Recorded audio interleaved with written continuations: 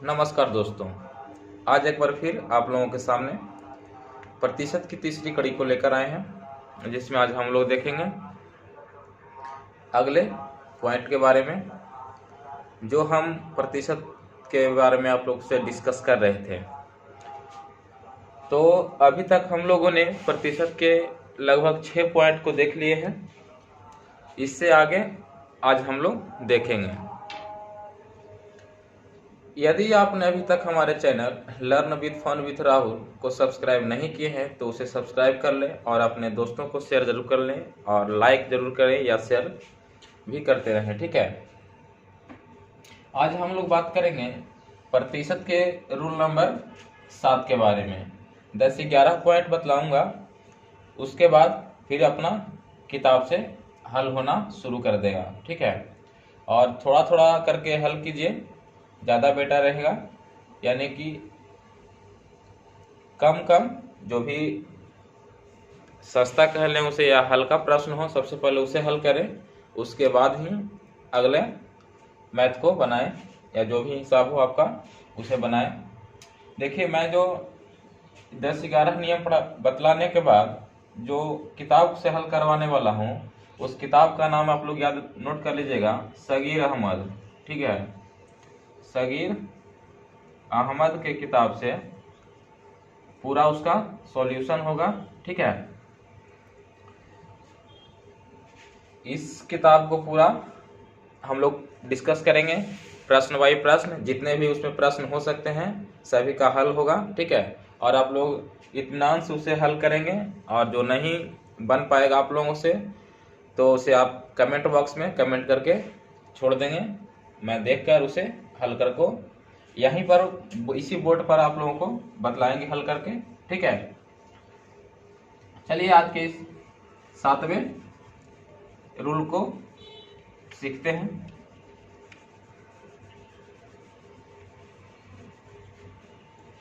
सातवां रूल है, यदि किसी राशि को पहले x% बढ़ाया जाए, ठीक है, x% बढ़ाया जाए फिर y% घटाया जाए तो उस राशि में जो कुल वृद्धि या कमी प्रतिशत होगी वो कितना होगी, x minus y minus x y y 100% के बराबर ही होगी। ठीक है, ये जो प्रश्न है इसे आप लोग अच्छे से देखिएगा। इसका जो प्रश्न है वो हम यहाँ लिख रहे हैं।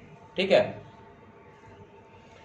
तो ये रहा इसका एग्जाम्पल, आप लोग इसे हल करें। ठीक है, और मैं भी इसे हल कर देता हूं। ठीक है, प्रश्न पूछ रहा है कि किसी वस्तु के मूल्य में यदि 20% की वृद्धि करने पर बिक्री में 30% की कमी होती है तो आय में कितने प्रतिशत की कमी या वृद्धि होगी। ठीक है, तो इसे हल करने के लिए यही फॉर्मूला अपनाइए फिलहाल के लिए। ठीक है, तो 20% की पहले वृद्धि कर देता है और उसके बाद 30% की कमी कर देता है। तो इसी फार्मूला के बेस पर आप लोग हल कर लीजिए इसे, x minus x by y 100% की जो होगी कमी होगी। ठीक है, तो यहां पर देख लीजिए x होगा 20%, ठीक है, वृद्धि कर रहा, सॉरी परसेंट यहाँ हटाइए, माइनस फिर 30% की कमी माइनस 20 गुना 30 बटा कितना हो जाएगा 100, इतना परसेंट। 20 में आगे देख लीजिए, हल कर लीजिए इसे, 2 जीरो से 2 जीरो कट जाएगा, यानी कि 20 माइनस 3 दूना का 6, 30 6 36 हो जाएगा, इतना प्रतिशत। अर्थात कहने का मतलब है -16% की जो है कमी हो जाएगी। ठीक है, -16% की कमी हो जाएगी। तो ये था, इस रूल का एग्जाम्पल था, आप लोग इसे समझ गए होंगे और इसी बेसिस पर आप लोग इसे हल करेंगे। अगर याद रहा तो ठीक है, वरना शॉर्ट मेथड तो बाद में बतलाएंगे ही, उससे आप लोग हल करना सीख लेंगे। ठीक है, हर प्रश्न को हर तरीका से हल कीजिए, जिसमें आप लोगों को सुविधा हो उसी से हल कीजिए। चलिए चलते हैं अगले नियम के ऊपर। हमारा 8वां रूल है, यदि किसी राशि को पहले x% बढ़ाया जाए, फिर y% घटाया जाए, लगता है प्रश्न गलत लिखा गया है, ठीक है। यदि किसी राशि को पहले x% बढ़ाया जाए, फिर, हाँ इसको हटा दीजिए, इसे हटा दीजिए, ठीक है। फिर यदि किसी राशि को पहले x% बढ़ाया जाए, फिर x% ही घटा दिया जाए, तो प्राप्त राशि जो होगी आरंभिक राशि से x² 100% कम होगी, ठीक है। इसका एक एग्जांपल देख लीजिए आप लोग, ठीक है। यहाँ थोड़ा गलत हो गया था, ठीक है, इसे आप लोग सुधार लेंगे। जब एक वस्तु की कीमत को 30% घटती है, जब किसी वस्तु की कीमत 30% घटती है, तो उस वस्तु की जो बिक्री है 30% बढ़ जाती है। ऑटोमेटिक बात है कि जब किसी वस्तु की कीमत घटेगी तो उस वस्तु की जो बिक्री है वो बढ़ जाती है, ठीक है। उस वस्तु की जो बिक्री है बढ़ जाती है, तो उस बिक्री पर, यानी कि वस्तु है, उसको बिक्री पर क्या प्रभाव पड़ेगा ये आप लोग को बतलाना है, ठीक है। ये प्रश्न आप लोग लिखिए कि जब एक वस्तु की कीमत को, ठीक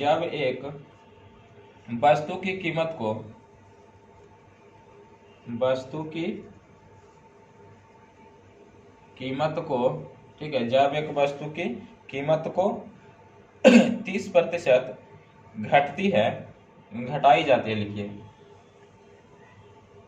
घटाई जाती है, तो जब एक वस्तु की कीमत को 30% घटाई जाती है, तो जब एक वस्तु की कीमत को 30% घटाई जाती है, तो उस वस्तु की बिक्री, जब एक वस्तु की कीमत को 30% घटाई जाती है, तो उस वस्तु की जो बिक्री है, तो उस वस्तु की बिक्री 30%, तो उस वस्तु की बिक्री 30% बढ़ जाती है, तो बिक्री पर, ठीक है, तो बिक्री पर क्या प्रभाव पड़ेगा, ये आपका प्रश्न है। जब एक वस्तु की कीमत को 30% घटाई जाती है, ठीक है, वस्तु की कीमत को 30% घटाई जाती है, तो उस वस्तु की बिक्री जो 30% बढ़ जाती है, ठीक है। 30% घटाई जाती है, 30% बढ़ जाती है, तो उस वस्तु की जो बिक्री पर है क्या प्रभाव पड़ेगा, ये आप लोग को बतलाना है। इसी से रिलेटेड ये ट्रिक है, या ट्रिक नहीं इसे कह सकते अभी, ये मेथड है, ठीक है। इस पर आप अपना से हल कर सकते हैं। जब किसी राशि को x% पहले बढ़ाया जाए और x% उसके बाद उसकी बिक्री पर, उस वस्तु का बिक्री पर हो या किसी पर घटाया जाए, x% ही बढ़ाया जाए और x% ही घटाया जाए, तो उस स्थिति में हमेशा जो होगी कमी होगी, ठीक है। उस स्थिति में हमेशा कमी होगी, और कमी कितने की होगी, तो x² 100% की जो होगी कमी होगी, ठीक है। एक बार फिर से सुन लीजिए कि जब किसी वस्तु की कीमत को x% तक बढ़ाया जाए और x% तक ही उसे घटाया जाए, ठीक है, तो उस वस्तु पर जो प्रभाव पड़ेगा, यानी कि उस वस्तु की बिक्री पर जो प्रभाव पड़ेगा, तो वो प्रभाव कितना पड़ेगा, x² 100% के बराबर प्रभाव पड़ेगा, ठीक है। तो आप लोग इसे हल कर सकते हैं, ठीक है। 30% पहले घटाया जा रहा है और 30% इसको बढ़ाया जा रहा है, ठीक है। उसकी बिक्री जो है 30% बढ़ जाती है। आप लोग खुद सोच सकते हैं कि जब किसी वस्तु की कीमत है 30% घटेगी, और तो उस वस्तु की बिक्री तो है कुछ ना कुछ बढ़ेगा ही।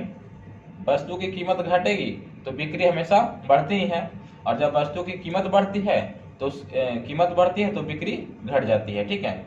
इसी से तो देखिए यहाँ पर कितना की कमी हो जाएगी, हमको x² 100% की जो है कमी हो जाएगी।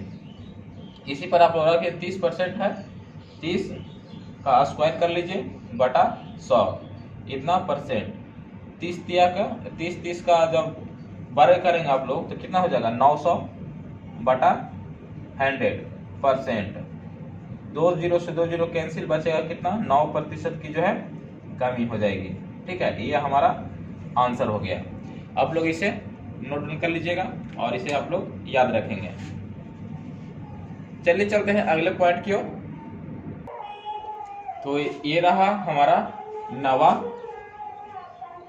नौवा पॉइंट रहा। ठीक है, इसे आप लोग देखिए।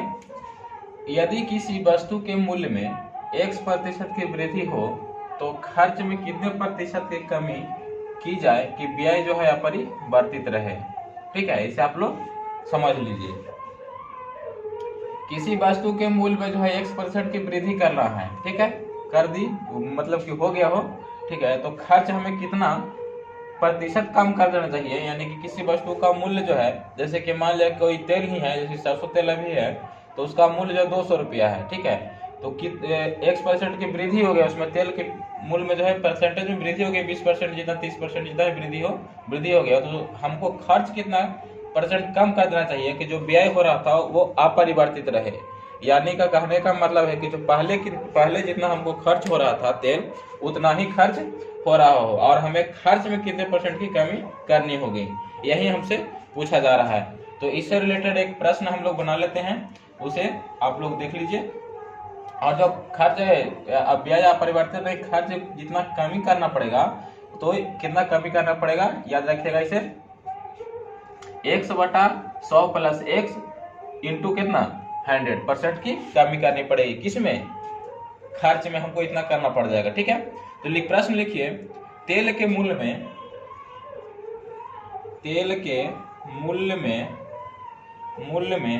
25% की वृद्धि होने पर 25% की वृद्धि होने पर 25% किसी तेल के मूल्य में 25% की वृद्धि होने पर खर्च में कितने प्रतिशत की कमी की जाए।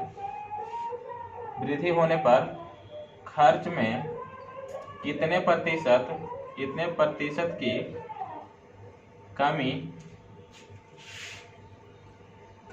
किया जाए कि तेल पर खर्च होने वाला व्यय जो है अपरिवर्तित रहे। ठीक है, प्रश्न आप लोग समझ गए?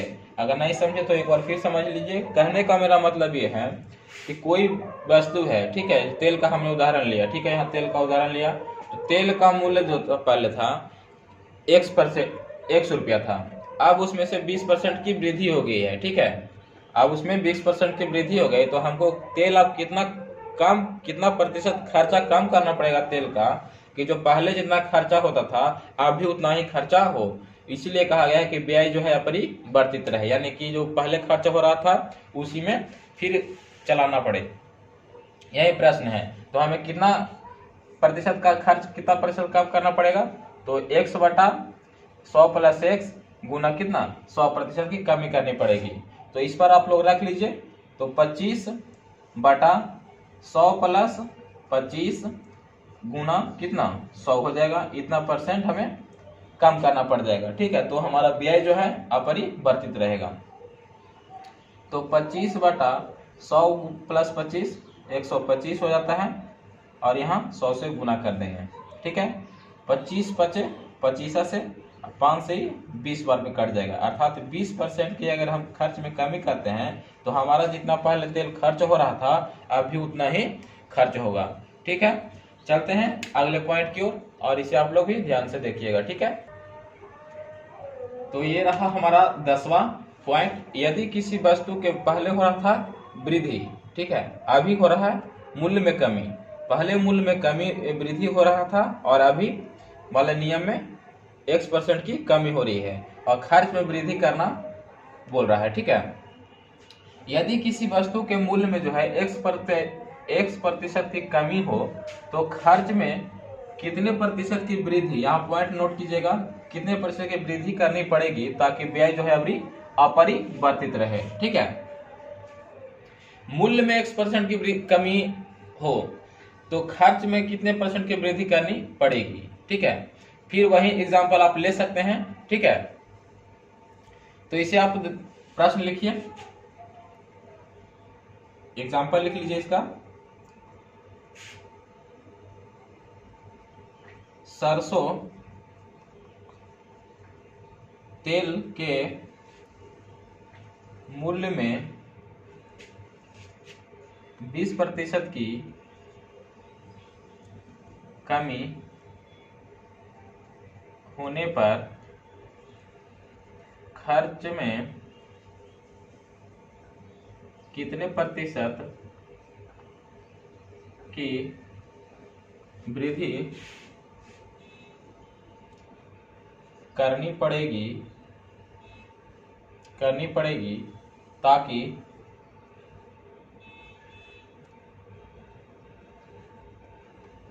ताकि तेल का व्यय अपरिवर्तित रहे। ठीक है, तो इस नियम का फॉलो कर सकते हैं आप लोग। कितना है, x/100 माइनस x गुना 100%। ठीक है, कितना है, 20% की कमी है बटा 100 माइनस 20 गुना 100%।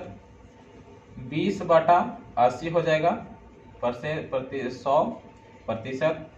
20 चौके 80 और 4 से ये 25 बार में कट जाता है, तो 25% की हमको वृद्धि, खर्च में कितना प्रतिशत की वृद्धि करना पड़ेगा, अभी 25% की वृद्धि करना पड़ेगा, तब हमारा जो व्यय है वो अपरिवर्तित रहेगा। तो आप लोग इसे देख लिए, समझ लिए। एक आध पॉइंट और है कि जब कोई व्यक्ति है, मान लीजिए कोई एक व्यक्ति है और एक सामान पर खर्च के बाद शेष आय का कुछ जो शेष आय जो बचा रहता है वो किसी दूसरे वस्तु पर खर्च कर देता है। ठीक है, तो उसका जो आय होगा वो कितना प्रतिशत होगा, ऐसा भी प्रश्न कभी कभी पूछ लिए जाते हैं अधिकतर एग्जाम में। ठीक है, कहने का मेरा मतलब ये है कि किसी वस्तु, कोई एक व्यक्ति है जो किसी एक सामान पर पहले खर्च कर देता है और शेष जो उसके पास पैसा बचता है उसका शेष जो किसी दूसरे सामान पर खर्च कर देता है, तो उसकी आय कितनी होगी ये आप लोगों को बतलाना होता है। तो उससे जो रिलेटेड ट्रिक होता है, यानी कि जो किताब में दिया जाता है, किताब में दिया गया भी है। ठीक है, तो उसे आप लोग लिख सकते हैं। चलिए लिखा देते हैं, उसका पॉइंट बनाकर ही हम लोग लिखा देते हैं। ठीक है, देखिए इसे रूल नंबर 11 में हम लोग रखे हैं। ठीक है, और ये अधिकतर एग्जाम में जैसे कि रेलवे वगैरह एसएससी में पूछ लिए जाते हैं, इस प्रकार के प्रश्न जो है पूछे जाते हैं, इसीलिए हमने इसे रख लिया है और इसे आप लोग अच्छे से ध्यान में रखिएगा। जब कोई व्यक्ति एक सामान पर खर्च के बाद शेष आय का कुछ प्रतिशत दूसरे सामान पर खर्च करता है और इसी तरह आगे भी खर्च करता है, तो उस आदमी की आय कितनी है। ठीक है, तो उस आदमी की जो आय हो जाएगी वो इस पर आधारित होगी। ठीक है, इस फार्मूले के रूप में आधारित होगी। आय जो उसकी हो जाएगी शेष, यानी कि बचत, खर्च करने के बाद जो बच जाएगा उसका, तो वही बचत गुना 100/100 माइनस R1, यानी कि जो क्रम से खर्चा करेगा इतना परसेंट उतना परसेंट, यानी कि पहले 20% खर्च करता है मकान पर, भोजन पर फिर 15% करता है, तो उसी क्रम में आप लोग रखते जाइएगा इस परसेंटेज के। 100/100 माइनस R1 गुना 100/100 माइनस R2, इसी प्रकार से आप लोग रखिए। जहां पर देखिए लिख भी दिए हम, यहाँ पर आप लोग इसे याद रखिएगा। ठीक है, चलिए आज का यही तक रहा। अब कल से जो हमारा इस परसेंटेज का जो आएगा वो आप लोग नोट डाउन कर लीजिए। ठीक है, एक बार